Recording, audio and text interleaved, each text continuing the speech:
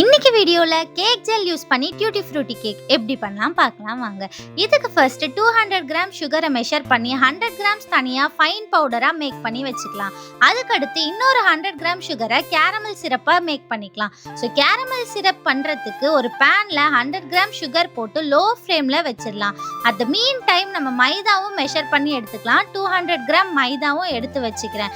இது கூட நம்ம பேக்கிங் பவுடர், பேக்கிங் சோடா எதுவுமே சேர்க்க போறது இல்ல. அதுக்கு பதிலாக தான் கேக் ஜெல் யூஸ் பண்ண போறோம்.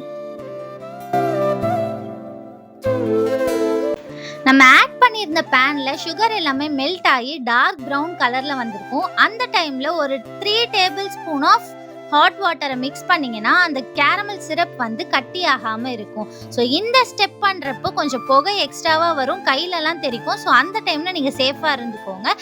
அடுத்து என்ன பண்ண போறோம்னு பார்த்தீங்கன்னா 4 முட்டையை ஒரு மிக்சிங் பவுல்ல போட்டு கொஞ்சமா pineapple essence and orange essence போட்டு பீட் பண்ண ஆரம்பிச்சிடலாம். ஸோ பீட்டிங் ஸ்பீட் என்னன்னு பார்த்தீங்கன்னா ஃபர்ஸ்ட் 1 ஸ்பீட்ல வச்சுட்டு நல்லா பீட் பண்ணிக்கலாம். எக்கு வந்து ஃப்ளஃபியா வர வரையும்.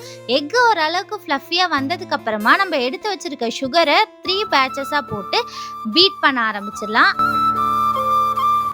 சுகர் எல்லாம் நல்லா கரைஞ்சதுக்கு அப்புறமா இந்த ஸ்டெப்ல நம்ம மைதா ஆட் பண்ண போறோம். எடுத்து வச்சிருக்க மைதாவை கொஞ்சம் கொஞ்சமா ஆட் பண்ணி கேக் ஜெல் வந்து 2 gram of cake gel add பண்ணியிருக்கேன் நான் இன்னைக்கு. அது கூடவே 1 tablespoon of water add பண்ணி அந்த கேக் ஜெல் கரையிற அளவுக்கு பீட் பண்ணிக்கலாம். அதுக்கடுத்து கண்டினியூஸா ஒரு 5 மினிட்ஸ் பீட் பண்ணி எடுத்தீங்கன்னா ஒயிட் கலர்ல நம்ம பேட்டர் கிடைச்சிரும்.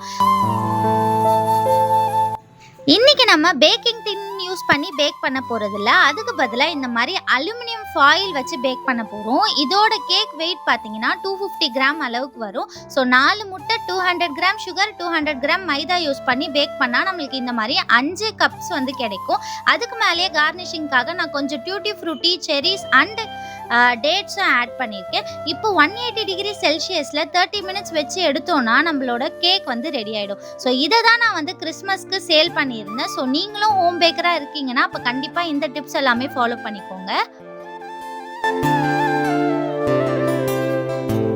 ஃபைனலி நம்ம இந்த கேக்கை எப்படி பேக் பண்ணி கஸ்டமருக்கு டெலிவரி பண்ணணும் தான் பார்க்க போகிறோம். இந்த மாதிரி கிளிங் ரேப்பை எடுத்து கேக் நல்லா கூல் ஆனதுக்கு அப்புறமா கட் பண்ணி பேக் பண்ணியாச்சு. பேக் பண்ணிட்டு மேலே ஒரு ரிப்பன் கட்டியாச்சு.